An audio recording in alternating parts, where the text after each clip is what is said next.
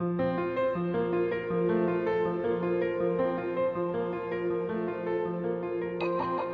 is Inner Healing Paths podcast. Here we discuss the healing of the mind, body, soul, and spirit through a variety of different paths. We have emotional and spiritually minded conversations centering on ancestral healing, psychology, astrology, yoga, meditation, magic, and indigenous spiritual practices of the world. I am your host, Rosa Shetty, and I am so happy you are here. Welcome.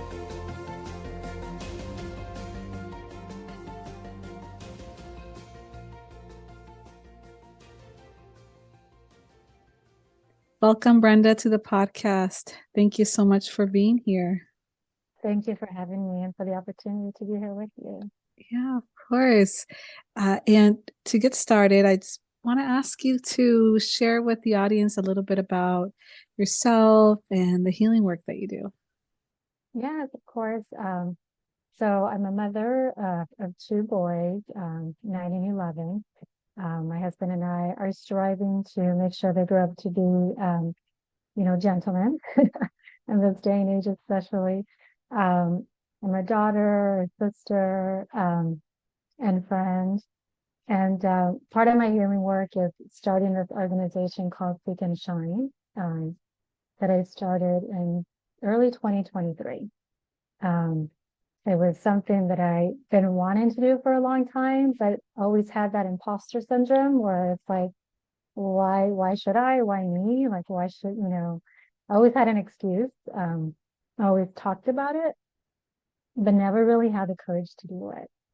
And then a couple of situations kind of happened before I decided to actually get it going that really pushed me to do it and realize that this is something that was needed. And it also has become part of my own healing process to do this organization. And it's something that I wanted to put out there for women to have like a safe space for discussion.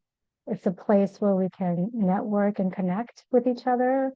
And my goal was to do it for free, to have this resource for free for women to be able to connect with others and grow and learn from each other. And then we also connect with professionals to donate their time and provide information on various topics, which we thank you again because you were so gracious in doing a session for us around mental health. And it was a great event. So that's, part of the healing that I do with other women is doing these events where women can learn from each other, learn from a certain topic that professionals donate their time in doing so.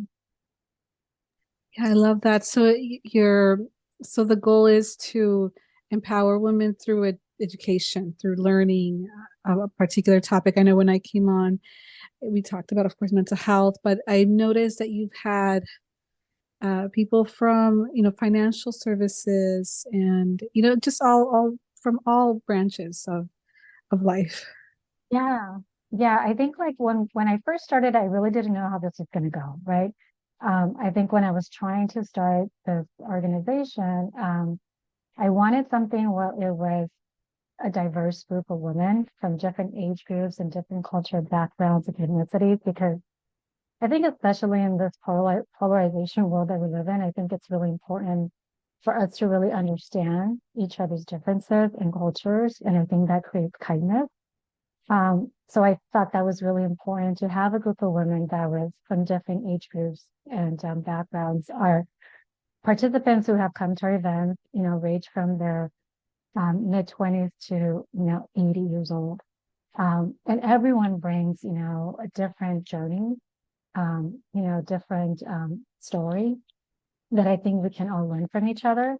So I think that was like part of my main goal, is to create a group where we can all learn from each other, but also intimate and a safe space where people can talk about different situations that normally we don't talk about. And I think for me, being Latina, there's a lot of things that growing up you just don't talk about. If it was from sexual assault to sexual abuse, if it was miscarriage or postpartum depression, if you were going through it, you kind of just like brush it under the rug and you just moved on. So growing up with those type of,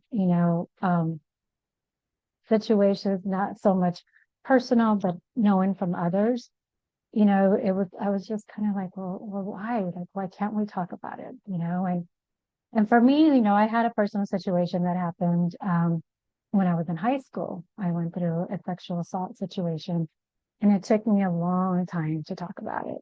And that was kind of one of the reasons why I wanted to create this group, because it was time for other women to have that support. And I've been blessed with a group of women that I grew up with since seventh grade. And I've always had that village around me, that support group over, with each other through thick and thin. And, some of these close friends have gone through divorce. Some of them have gone through their own personal, traumas. And we've been there for each other. And I just know that that is needed. And I thought it would be welcome. So like you said, it's a safe space and also a way for us to just grow and learn from each other and also learn from different topics, which is why we bring professionals. So we've done one on financial investment. We did the mental health. We did one on self-love, more than just, emotional intelligence. And then we're doing one coming up in March 23rd on communication. So those are just, some of the events. So as you're learning and we're all learning together, it kind of opens up for conversation, and then people start being vulnerable and start talking. And then I learn from someone that can maybe help me, and vice versa. Yeah, I love that. And you mentioned just being around other women or being part of a group of fellow women that are there to support you or cheer you on or, a shoulder to cry on when you're going through difficult times. And it sounds like, you've been blessed with that throughout your life. And I love the idea of having a group like this because so many women do not have that. So many women do not have these lifelong female friends that they can lean on and call on for support. And with that, I wanted to ask you, in with your own journey in recovery, how just being with other women in what ways would you say was helpful to you to have this support, not just for what you experienced in high school, but just throughout your life and going through all the ups and downs of life? How has that been specifically helpful for you? What has been the difference, that you've noticed in your life? I think for me, going into the situation that I went through when I was young, I kept it very secret because of the shame that I had, thinking like, I thought it was my fault that I put myself in that situation, or, what are people going to think? So I would say probably not until about 25 years later, um, did one of my friends go through a situation with her daughter where her daughter was going through a trauma, but her daughter was a lot younger than I am now, and she had the courage to voice it and say something and do about it. So in turn, she gave me the courage, and I'm like, well, if she can have the courage to say something, why can't I after all these years? And didn't even tell my husband, and because I felt the same shame and same like scared of like, what is he going to think? Like, what is he going to say? Is he going to say like, what were you doing there? But it was totally opposite. He was very supportive, very understanding. And that kind of just like helped me be more vulnerable, um, which was really hard for me, which kind of makes me emotional now. Yeah, Um, yeah. but it was really hard for me to be vulnerable. And I think it stems back from that situation. Um, and it took me a long time to really be honest with myself and be honest with people around me that I love. And that I realized that after I said it, that they were going to be there and be supportive regardless. So that was kind of a turning point that I was like, I am blessed that I have a group of girlfriends that I've known since seventh grade that have been with me through thick and thin, but I still didn't have the courage to talk about that. until my friend's daughter did. And then it gave me the courage to talk about it with my husband and then be open with it with my friends.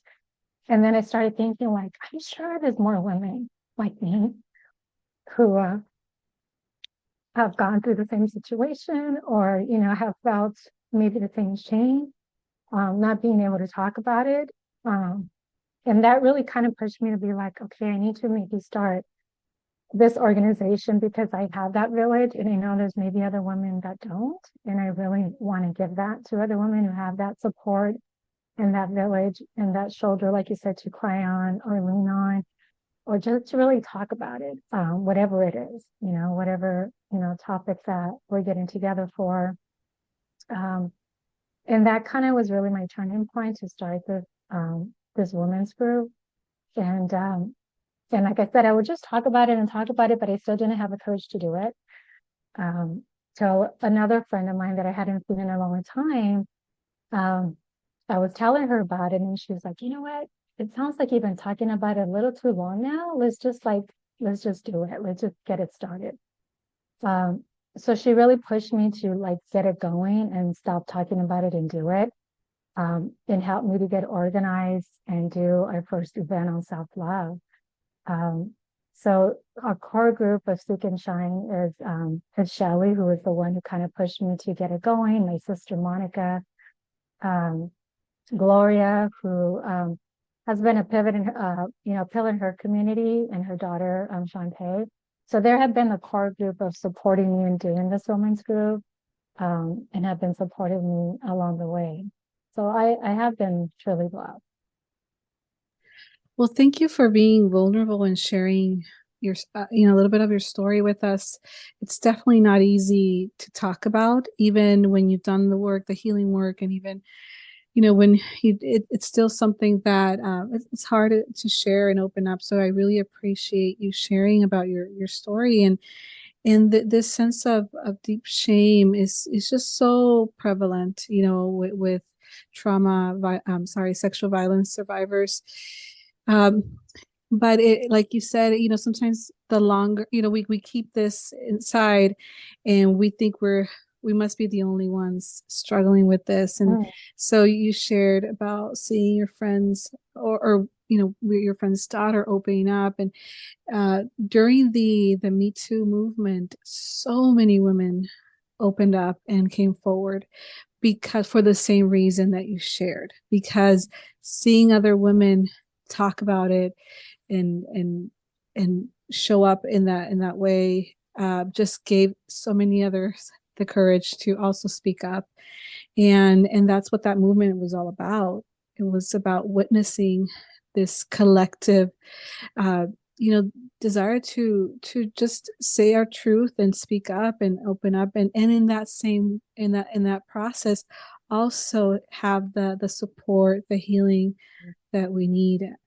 And for a lot of women, I'm not saying that's the end all be all of healing, but it is a critical point.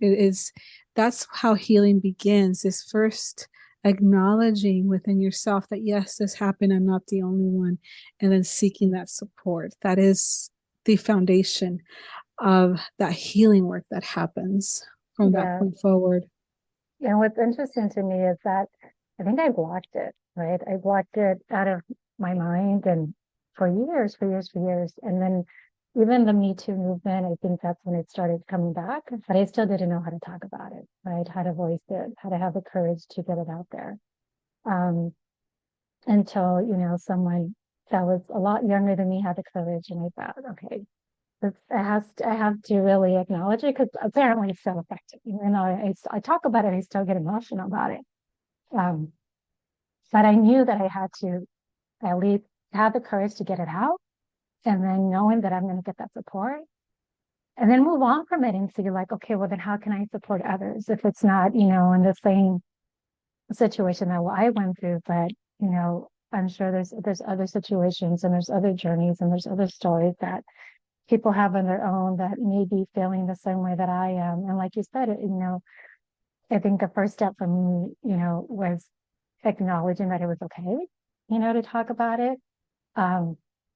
and really feeling that support was huge, was huge. I think when I felt the support from my husband and I, I never thought that I wasn't going to get support from him. I just kind of felt like you say, like the shame, like, what is he going to think of me? Right.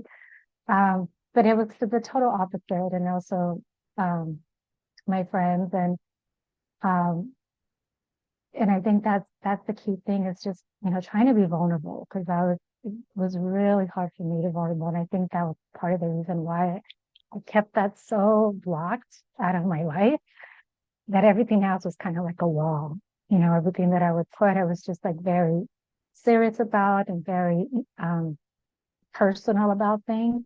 Um, it was hard for me to vulnerable, but once I was able to get that out, it kind of felt like a weight lifted off my shoulder, right? I felt a little bit like more free, that I can kind of just move on and start healing, um, and trying to see how I can just meet other women to connect, and see how I can help in any way that I can. Like I'm not by all means a professional in the sense of, feeling a therapist or a psychologist, but I think just like you said, being able to talk about it, I think is very helpful then to keep it in for many, many years like I did.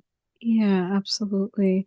And the just for the listeners, the statistics on sexual violence survivors is, at least here in the United States, is 1 out of 5 and women are survivors of some form of sexual trauma at some point in their life, and 1 out of 7 men. And this is just what's reported, right? So Yeah. the numbers could be a lot higher for both, but this is something that so many women and men, everyone experiences. And I think that's one of the things about opening up is that you don't feel isolated. You don't feel that you're the only one that could have possibly gone through this.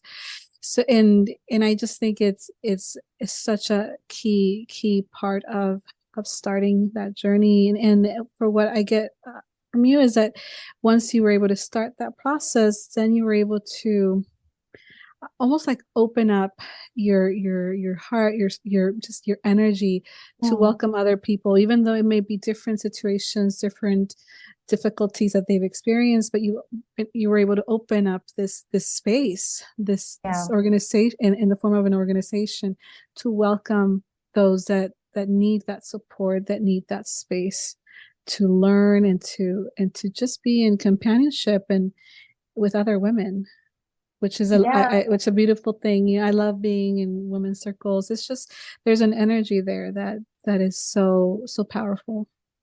And I think, I mean, now I think it's needed more than ever. I mean, I think it's something that, like you mentioned, a lot of women don't have that support. I have someone else very near and dear that went through a divorce that was really difficult for her. And she didn't have that support group, the village that I had. And seeing her going through, the struggles and the difficulties of now realizing that, being a single mom and not having that village.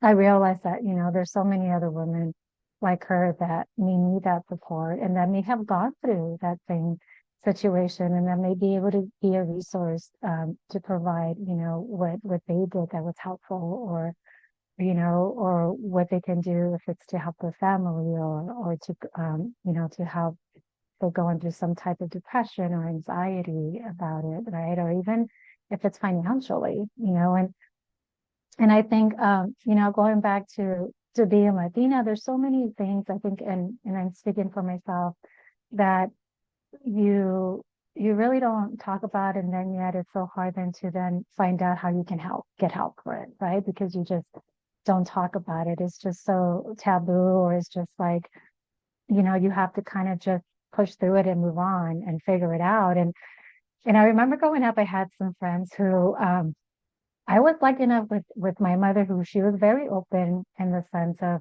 if I had questions, that I was able to ask her questions. I wasn't afraid to ask her questions. She was very strict, but here we go. In a Latina household, they were very strict. But then she was also had this wonderful balance about herself of being able to, to allow us to ask the questions. And I wasn't afraid to ask the questions about if there was, my menstrual cycle, if it was about, sexuality, like she was open about that. And I had other friends who were kind of in awe, like, your mom talked to you about that? Like, mama doesn't even like prepare me for like my menstrual cycle. Like when it happened, like I was freaking out that that was happening. Um, so there's like, I think a lot of situations in Latino cultures that we just don't talk about. And I think if you don't talk about it, then how are you going to get that help, right? How are you going to get that resource? Or how are you going to know how, it's going to help you? And I think the key thing with Seek and Shine, why I wanted to do it with different backgrounds, is because we're all human, right? When we feel, we all hurt. When there's something that's tragic, we all have the tears that we may cry about. We may have, the stress or the frustration, but we may all handle it differently. And maybe what I've been doing wasn't working, but maybe what someone else, was doing will work and may work for me. So I also thought it was important to have with different backgrounds and cultures to understand, if they went through something that maybe wasn't, a trauma, but maybe if it was even something that was, planning for your retirement, planning for financial investment and generational wealth, what did you do that maybe I can do or prepare my kids for, that I just haven't thought of. Um, maybe if it's someone that went through, going back to a friend of divorce, what did you do that maybe that would help me? So I think just being in those spaces, and also feeling that you're in a safe space with people that have gone through certain situations will help you. And at least I know it has helped me, be open about it and really just talk about it.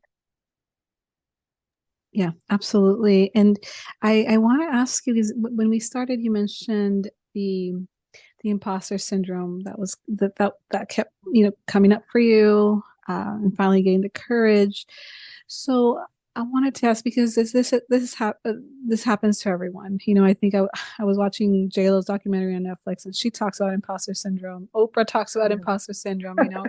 It affects all of us. But I wanted to ask you, how did you find that courage to just do this organization? And also, how did you get through that imposter syndrome to the point that you were able to just move past it and get it started, in spite of what you were experiencing and these doubts that you were having?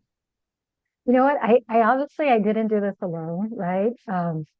It started with like, something that happened in my past and like really looking around me who was going through their own situations and feeling that there was a need, and just talking about it. But I still get that imposter syndrome. I think it comes in waves for all of us. And it's funny because, my husband is, one of my biggest cheerleaders. And every time I get that imposter syndrome, he's like, "What's wrong with you?" He's like, you can't do this. And he tries to like, really support me and like cheer me up and telling me like, everyone, you're intelligent, you totally do it. So I think it's like really having that support and really having that group around you. And again, going back to my village and the group of girls that I've known since seventh grade, being supportive and saying like, no, you can't do this. Like, why can't you? Like, why wouldn't you? Um, and I think that was part of it is having those group of people around me tell me that why not, that I can, that they were going to support me, that whatever I needed, that they were going to be there to help me along the way. And again, Shelly, the one friend that I connected with, she was the one that kind of like literally dragged me over and started telling all these other women about my idea and how I wanted to do it. So going back to like the Seek and Shine and having a village, it's like that's what we want to be for women. It's like we want to be your village, and we want like you have the imposter syndrome, we will be your village to really knock that imposter syndrome out and be your cheerleader and let you know that no, you know what, if you want to do this, you can do it, and we will support you in any way that you can. Um, and I think that's how I kind of got over that imposter syndrome, was because I had that support behind me. Um, and I had people that rallied around me to really get it off the ground and get it going.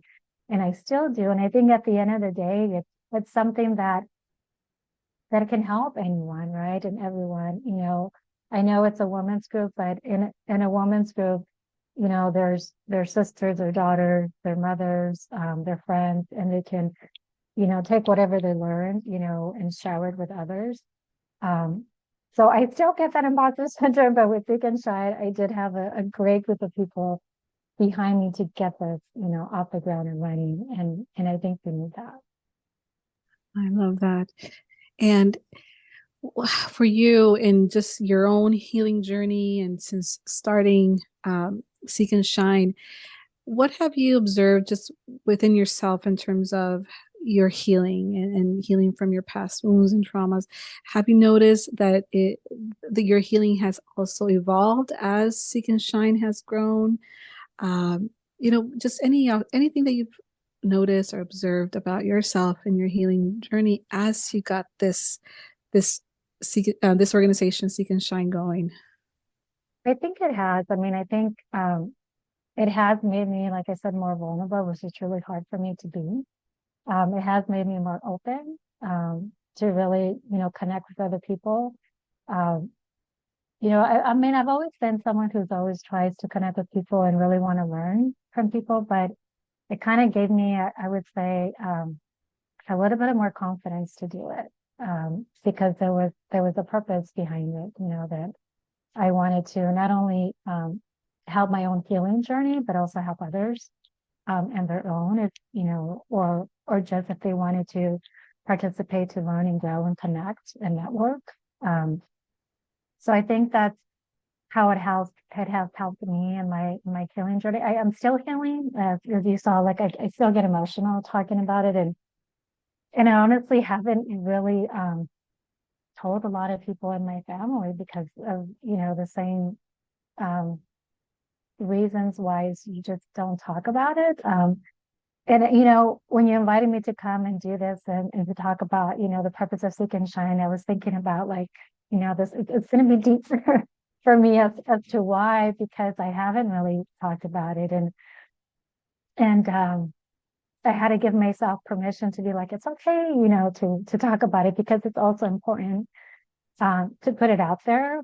If other women, have gone through these type of situations and who are feeling that shame, or who are feeling that they don't know how to talk about it or how to get the words out. I think it's important to know that, there is support out there. There is, a village. There is a lot of women, like you said, that have gone through it.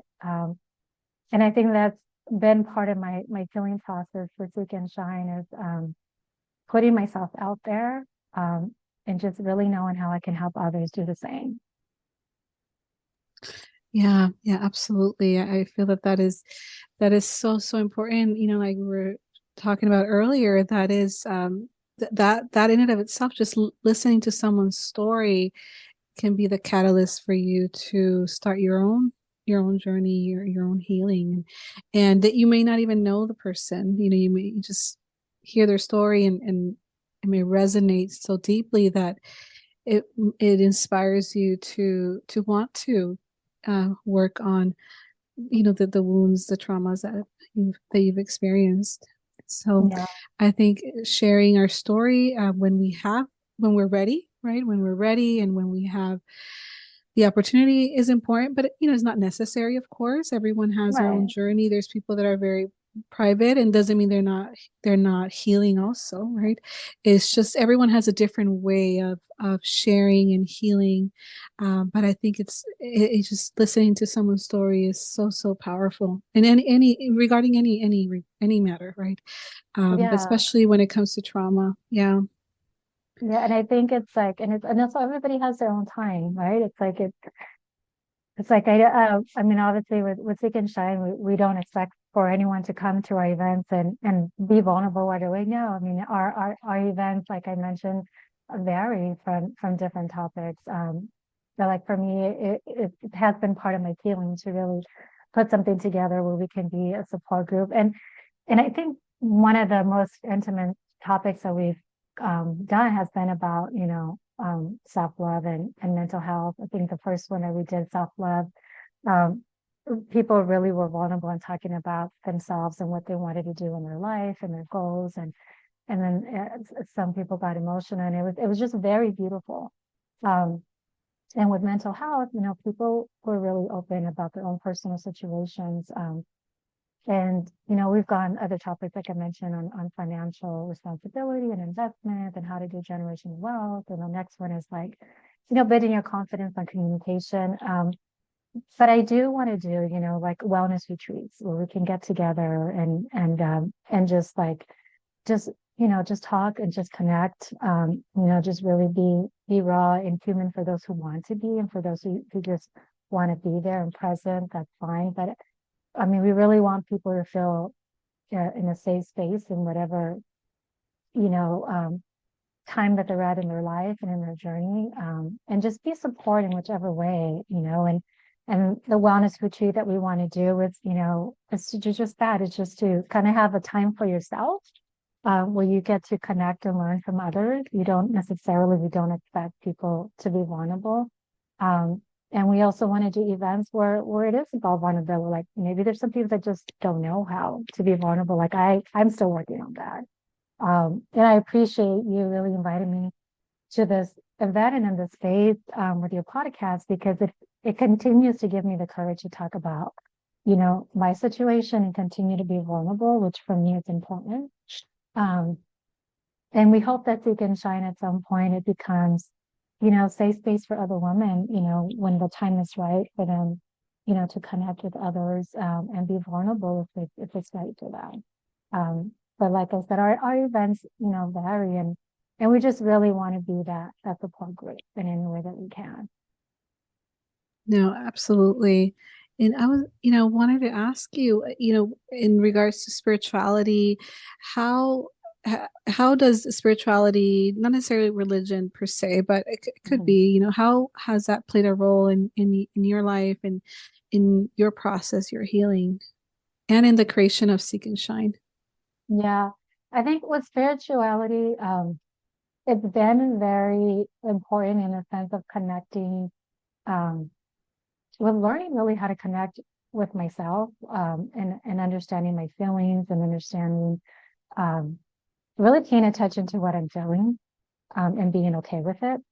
Um, I've been able to connect with other women's groups where they've done wellness retreats, and we do sound baths, and which is something that was new for me. And going into Seek and Shine, it has also given me the opportunity to connect with other women's groups, and doing like these sound baths and yoga and wellness retreats, and has really helped me open to really understanding, my worth, I guess, and my value, um, and spiritually just connecting, if it's with nature, and and my religion, just praying to be at peace, with myself, and then praying for others. I grew up Catholic, and I grew up going to church every Sunday. Um, but for me, it's not, being, institutionally in a church. For me, it's like I can still pray and be spiritual in my own house and be able to be connected. You know, I think with my own feelings, with nature, I think it's really important to kind of disconnect, from like your everyday life if it's from, my day job. And I think Seek and Shine has kind of helped me do that. It's kind of helped me slow down. I used to work in a position which it was very chaotic. And I just felt when I would talk about Seek and Shine, like I just didn't have the time, or didn't know like where would I have the time to do that. Um, I had the opportunity to remove myself from that position, and was given another opportunity where it gave me the flexibility to have the time to do Seek and Shine and slow down. So with Seek and Shine, it kind of gave me, kind of that vision. I don't know what the word would say, if it's the vision or a way to really slow down and to really think about what's important. Maybe the little things, and maybe the things that should be important mentally, for my own mental health. Um, and I think that's, part of also the reasons why we're doing this, because we kind of need to, we go through our life, if it's, if you have a family, or anybody, if they're busy with work, you kind of forget about yourself and your mental health, and connecting with others. And I think we're human. We want to connect with other people, right? We want to be surrounded with other people, and I think we want to learn and grow. And I think that's part of like a spiritual journey, is really learning from others, and growing from others, and learning their own spiritual journey. Because maybe it's something that they're doing is going to help me as well. So I think those are some of the reasons, and some of the ways why we move forward with it as well. Yeah, I love that. Thank you for sharing. And so, wanted to ask you, what are some of the events that are coming up for Seek and Shine? How can people join, and just how they can learn more about your organization? Yeah, so well, Seek and Show, like I mentioned, it's free. It's a women's organization. Our goal is to continue providing our resources for free. The resources vary from various topics. And we try to have one at least every quarter. It seems like we're doing it like every 3 months or so. Our next one is on March 23rd. And the way that it's actually hosted, we do it both virtually, and in person, but it also depends on the topic. If it's the topic where the presenter believes that it may be best to do it just virtual, then we'll do it virtual. If they believe it's best to do it just in person, then we'll do it that way.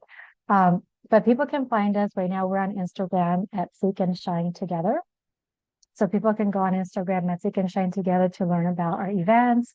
Since the events are free, I mean, we generally do this, voluntarily. The main core group that is supporting me and doing the group, they volunteer their time to do these events together, and the professionals who come in and do a presentation and a focus topic donate their time.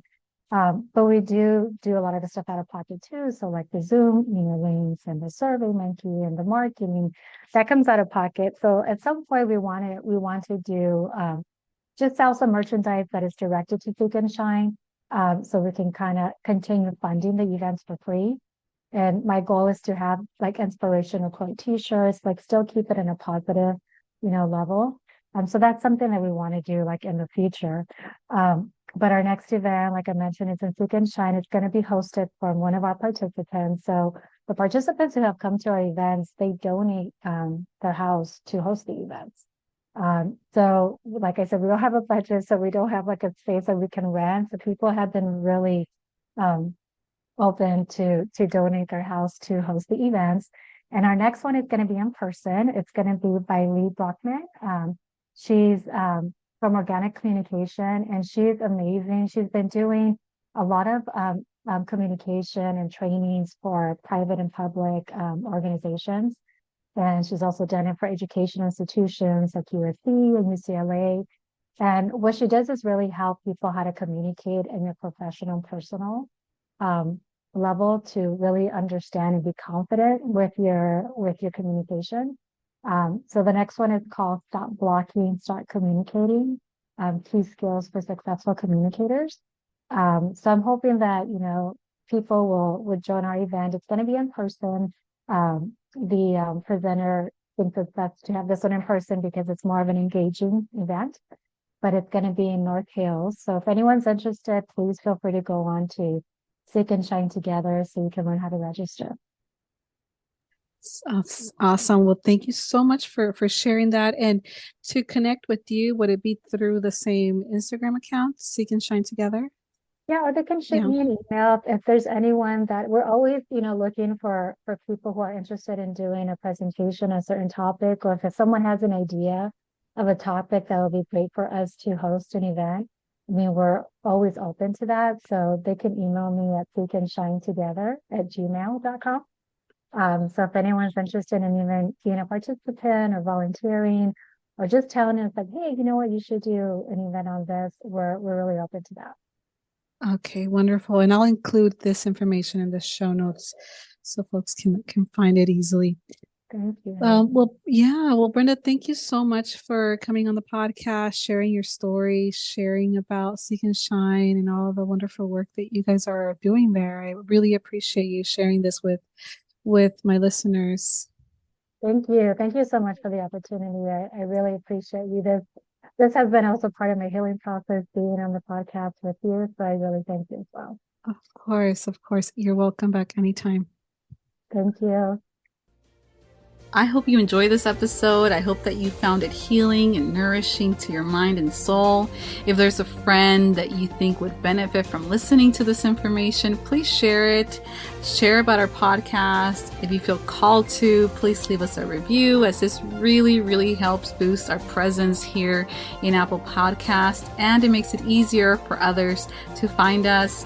To stay up to date on new episode releases and special events and projects that I'm working on, you can follow us on Instagram at Inner Healing Paths Podcast. And you can subscribe to my newsletter by going to my website, which is rosachettilcsw.com. And I will include this information and links in the show notes.